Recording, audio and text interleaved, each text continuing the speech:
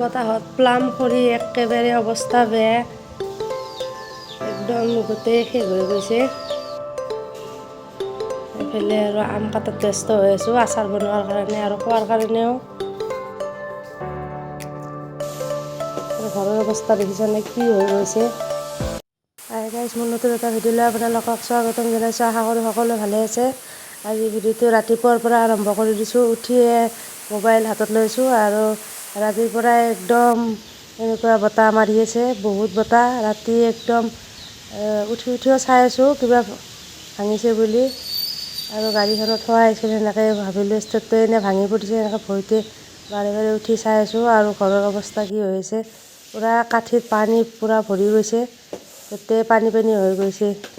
এইবিলাক আৰু ৰাতিপুৱাৰ পৰা আৰম্ভ কৰিছোঁ, কামো আৰম্ভ কৰি দিছোঁ আৰু ভিডিঅ'টোও আৰম্ভ কৰি দিছোঁ। আৰু একেবাৰে পাতে পানী গোটেই বাৰাণ্ডাখন পূৰা ভৰি আছে। আৰু এইফালে বাৰীৰ অৱস্থা একেবাৰে বেয়া। পিছফালে একদম প্লামৰ গছবিলাক, গোটেই প্লামবোৰ সৰি গৈছে। অলপ আৰু 10 দিনমান থাকিলে গোটেই পকিল হয়। গোটেই প্লামবোৰ সৰি পৰিছে আৰু যিবিলাক কেঁচা সেইবিলাক আছে, আৰু যিবিলাক পকিব ধৰিছিল সেইবিলাক গোটেই সৰি পৰিছে। গোটেই ৰাতি বতাহ দি আছে, সেইকাৰণে অলপ দি হাৰি কিজানি নসৰিল হয় ইমান।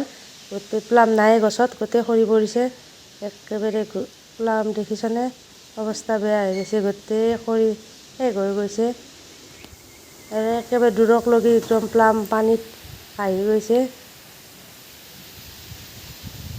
গোটেই প্লামে প্লাম হৈ গৈছে বাৰীখন, এইবিলাকো গোটেই প্লাম, এইবিলাক গোটেই প্লামে প্লাম। আৰু কেইদিনমান থাকিলে পকিল হয়, একেবাৰে আৰু বাঁহৰ পাতেদি গোটেই বাৰীখন ভৰি গৈছে। এইবিলাক আৰু চাফা কৰিব লাগিব ৰ'দ দিলে। এতিয়া আৰু বৰষুণ দি আছে যিহেতুকে, এইবিলাক আপোনালোককো দেখুৱাই দিওঁ। এইবিলাকৰ গছবিলাক পূৰা ঠানিবিলাক ভাঙি ভাঙি পৰিছে। এয়া প্লাম নাইয়ে গছবিলাকত, গোটেই সৰি গৈছে। পাতবিলাকে আছে। আৰু 10-15 দিনমান থাকিলে আৰু খাব পৰাই হ'ল হয়।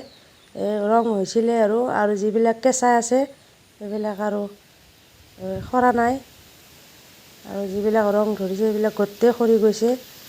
প্লাম নাই গছত, গোটেই প্লাম শেষ হৈ গ'ল। আৰু এইফালে মই পিছফালে দেখিছোঁ, আৰু এইফালে দমকলৰ পাৰতো এইবিলাক প্লামৰ গছ আছে, এইবিলাকো গোটেই সৰি গৈছে। এইবিলাক প্লাম নাই আৰু গছত, গোটেই সৰি শেষ হৈ গ'ল।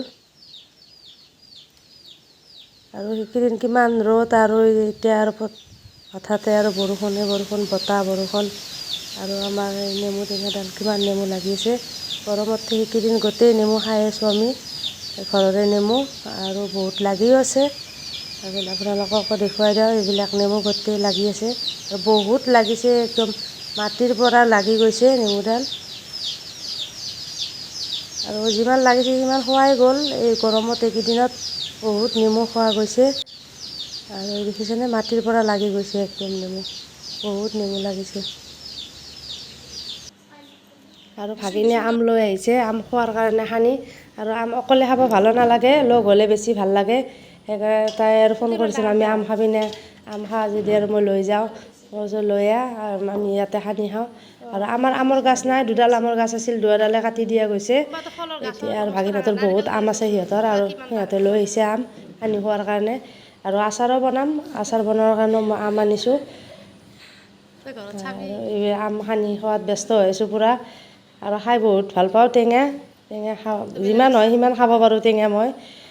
তাইও জানে আমি বহুত ভাল পাওঁ বুলি টেঙা, সেইকাৰণে তাই ইয়াতে লৈ আহে খোৱাৰ কাৰণে।